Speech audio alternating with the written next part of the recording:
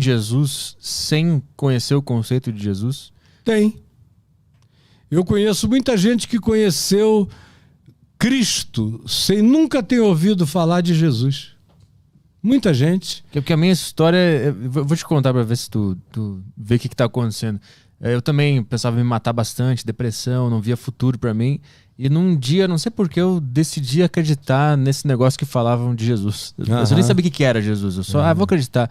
Aí eu lembro que eu fui num shopping, lá numa bijuteria, e comprei uma cruzinha e vesti, assim, mais pela simbologia. E a partir daí, pra resumir a história, tudo começou a dar certo na minha vida. Tipo, depois desse fato, a minha vida fez assim. Mas eu não sei, eu só acreditei, assim, eu nem sabia qual era o conceito, não sabia nada de fé que muda tudo. A fé. A gente daqui, eu ainda espero viver para pregar da lua para a terra. Se eu viver mais uns 20 anos, ainda posso fazer isso, 15 anos. A fé é o que não encontra distância longa demais que ela não alcance, nem mundo abstrato demais que ela não pegue, não apalpe. É a fé. Por mais primitiva, simples que tenha sido essa sua fé, você disse, eu quero crer em Jesus. Aquilo foi uma simbolização, mas no teu coração houve uma alteração de mente, de paradigma, de objetivo, de propósito, de pequenas interpretações que eram pequenas, mas que provocaram grandes alterações. E isso acontece muito. A gente pensa o quê? Que Jesus é um patrimônio do Ocidente cristão? Deus me livre, ele está se revelando na Índia, para chineses, para japoneses, para hindus, para índios, para todo mundo. Mas sob o mesmo nome, mesma imagem? Não, o nome Jesus é um apelido de 2000 anos para cá, mas o Cristo é eterno. O Cristo é eterno. O Cristo nunca não se manifestou. O Buda conheceu o Cristo no ângulo que ele pôde perceber. Sim. Confúcio conheceu o Cristo no ângulo que ele pôde perceber. E todo mundo. Moisés conheceu o Cristo do jeito que ele podia conceber na geração dele. Abraão conheceu o Cristo e Jesus disse, Abraão viu os meus dias e se regozijou, do jeito que ele podia conceber. Mas Jesus tem 2000 anos de idade, o fenômeno histórico de Jesus, mas o Cristo é eterno. O Cristo foi imolado. Deixa eu te falar uma coisa aqui que nem todo mundo vai entender. Mas de onde vem o universo? O universo vem da morte de Deus. E esse é um conceito extraordinário que vem do Novo Testamento, vem dos apóstolos, vem de Jesus, que diz que o universo foi criado quando o Cordeiro de Deus, que é uma outra simbologia, que tem a ver com esse ente que vai para o matadouro calado, que tem a ver com o Cordeiro de Deus que tira o pecado do mundo, mas foi usado pelos apóstolos para uma questão metafísica. Antes da criação de todas as coisas, os apóstolos disseram que o Cordeiro, que é o Cristo, foi imolado, que é uma linguagem também pobre para designar o que houve, antes da fundação do mundo. E é dessa morte de Deus que todas as criações emanam. Então, olha só, o apóstolo Paulo diz uma coisa maravilhosa. Que quando os astrônomos e os físicos e os filósofos e os teólogos entenderem, vai dar um nó na cabeça deles. Paulo diz que Cristo, subsistindo em forma de Deus, não julgou como usurpação ser igual a Deus. Quer dizer, ele é o anti-Lúcifer. O Lúcifer quis ser mais do que Deus. Ele era Deus, mas não o julgou como usurpação ser igual a Deus. Essa é a humildade mais primeva. É aquele ser que serve a Deus se entregando e se esvaziando de Deus, e é nesse esvaziamento de Deus que explode toda a criação cósmica, multicósmica, universal. Antes de haver mundo, tudo isso brota daí.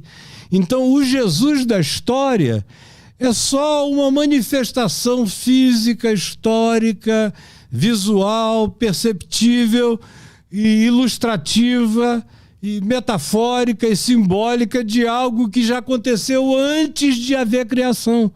Então, essa coisa do cristianismo, que é mais ou menos uma historinha de caronchinha linear, que Deus criou, bem intencionado, tadinho de Deus, aí investiu em Adão, em Eva, meus filhos, olha só, fiquem à vontade, só não comam disso aqui que pode fazer mal para vocês.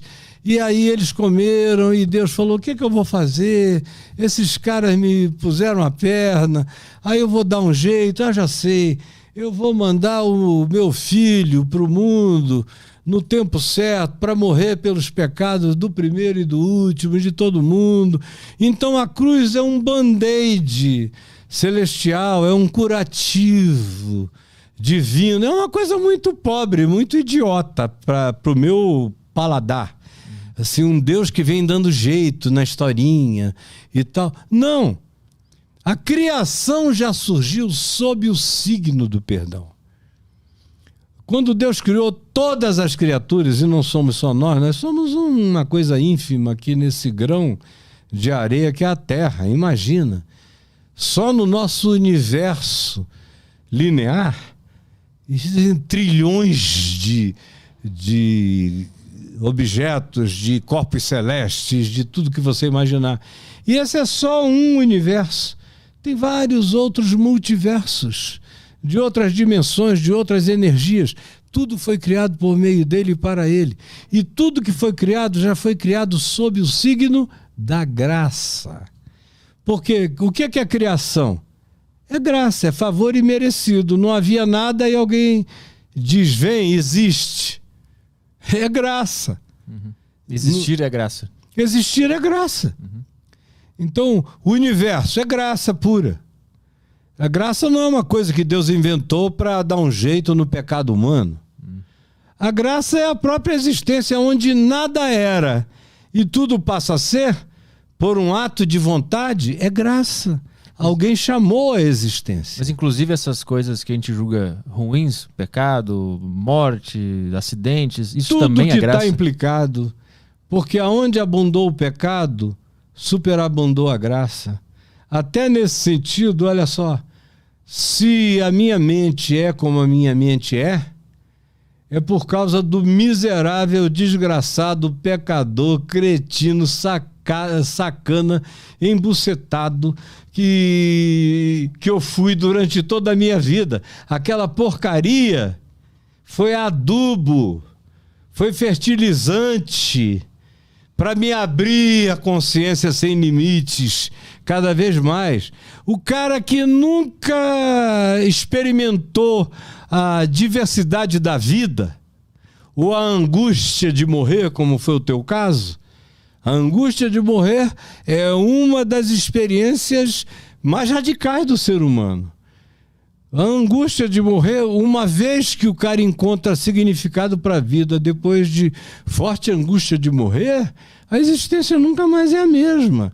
Ao mesmo tempo, a mente se dilata, o espírito se dilata, e quanto mais você for aprendendo o que Jesus ensina como vida e aplicando ao teu cotidiano, e você, na prática, você vai se enchendo dessa presença de Deus em você crescentemente, mas tudo vai ficando ilimitado. Vai virando não inteligência limitada, inteligência ilimitada. Vai crescendo, crescendo, que você chega ao ponto de não conseguir explicar o que você entendeu. Exato. Exatamente. Que é o que Paulo chama daquilo que a compreensão que excede ao próprio entendimento. Sim. Aí tem coisas que as pessoas me perguntam, mas como é que você sabe disso? Eu digo, eu sei. Agora, não tenho códigos, não tenho palavras, não tenho paradigmas, não tenho ilustrações para te dizer o que eu sei, mas eu sei. E eu morro te dizendo que eu sei. E eu não tenho dúvida do que eu sei. Eu tenho muitas ignorâncias sobre a existência, mas eu não tenho dúvida nenhuma sobre o que eu sei. Nenhuma dúvida.